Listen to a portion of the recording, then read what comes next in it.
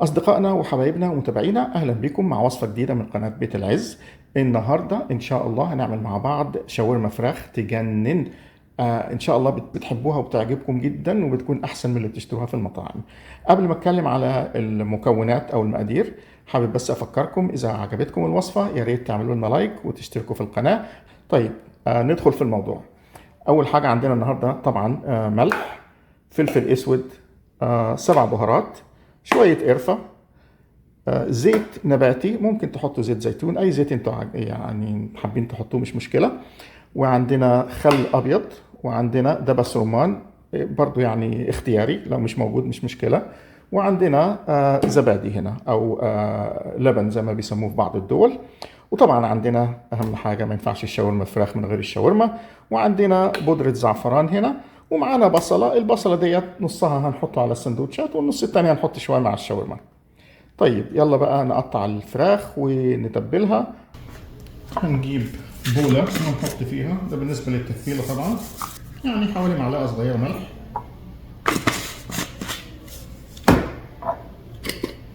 رشة فلفل here،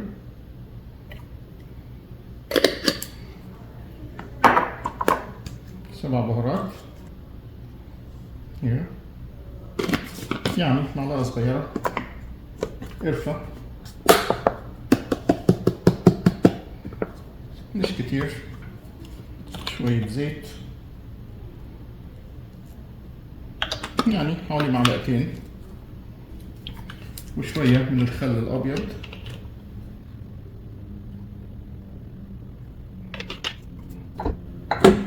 وشوية من دبس الرمان،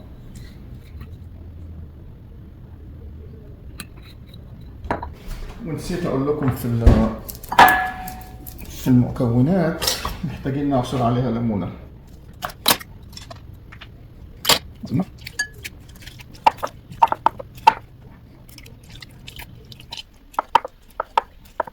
بعد كده هنجيب معلقتين زبادي here،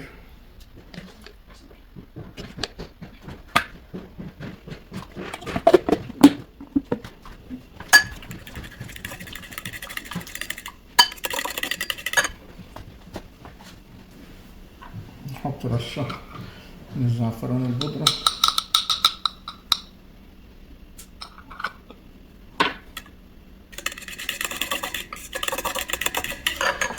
نخلي دي على الجنب.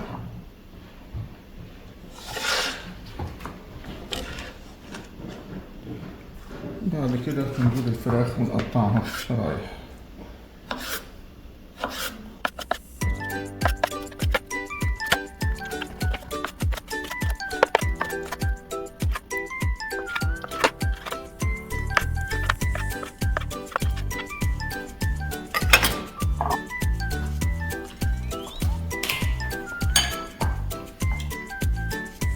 الفراخ تبدلها،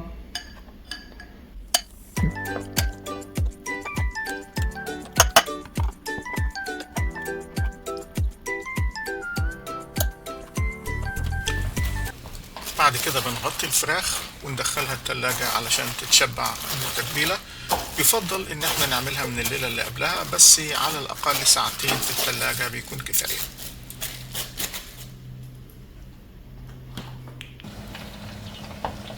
وبعد ما الفراخ تكون اتبلت كويس هنجيب طاسة ونحطها على نار متوسطة ونحط فيها معلقتين زيت، ونستنى عليهم لما يسخنوا كويس جدا قبل ما ننزل بالفراخ.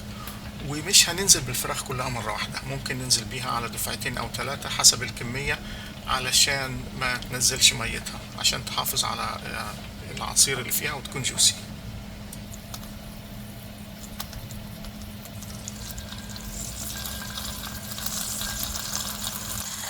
تمام، هو ده الصوت اللي احنا حابين نسمعه، كده معناها ان الزيت سخن كفاية ووصل لدرجة حرارة مناسبة بما يكفي ان احنا نبدأ ننزل الفراخ.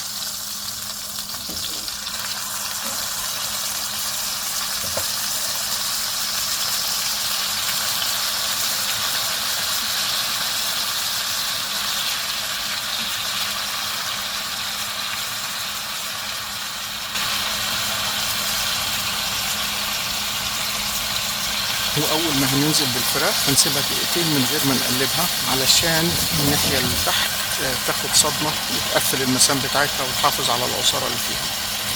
بعد دقيقتين هنقلبها على الناحيه التانيه وبرضه نسيبها كمان دقيقتين وبتكون استوت.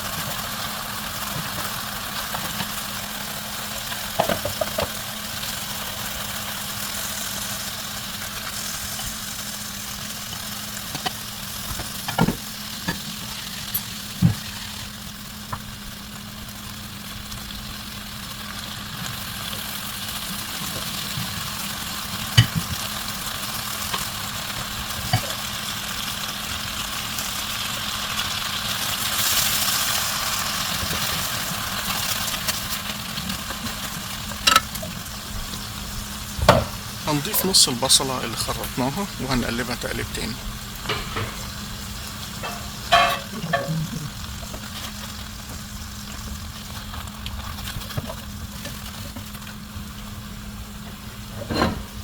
وهنضيف كمية اللحمة اللي سويناها من الأول وهنطفي البوتاجاز لأن احنا مش عاوزين نسوي البصل، احنا بس حابينه يدبل شوية. وكده بقت كل حاجة جاهزة للتقديم. واخيرا وصلنا لاهم جزء في الفيديو اللي هو لما هنعمل السندوتش مع بعض. ده خبز انا اشتريته من المحل العربي، لكن طبعا ممكن نعمل خبز الشاورما في البيت ومش صعبه بصراحه. لو حابين ممكن احط لكم الفيديو عنيا الاثنين. وده التوميه اللي انا عاملها في البيت خطيره بصراحه، يا ريت لو لازم تجربوها. وبرضه لو حابين الفيديو للتوميه عنيا الاثنين.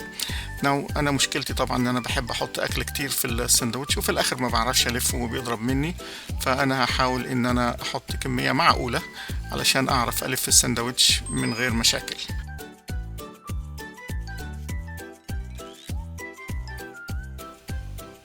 فطبعا كمان مش هينفع السندوتش من غير البصل والطماطم والخيار المخلل، ما يبقاش سندوتش شاورما، لازم طبعا نحط الحاجات دي كلها.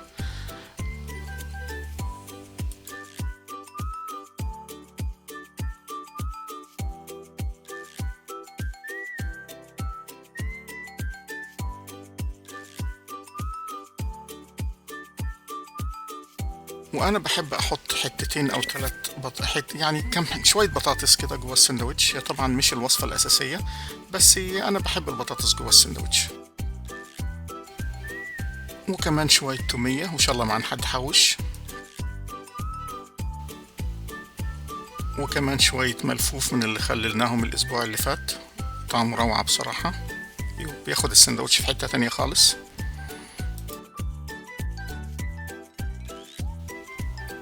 وهنلف السندوتش لفة حلوة وإن شاء الله مش هيضرب.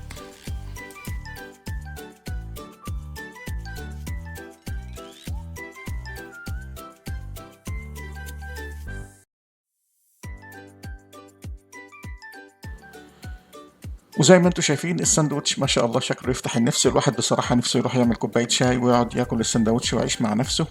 يا رب تكون الوصفة عجبتكم. إذا كانت عجبتكم ما تنسوش تعملوا لنا لايك للفيديو وتشتركوا في القناة وتفعلوا زر الجرس عشان إن شاء الله في المستقبل لما نعمل الوصفة التانية يجيلكم إشعار.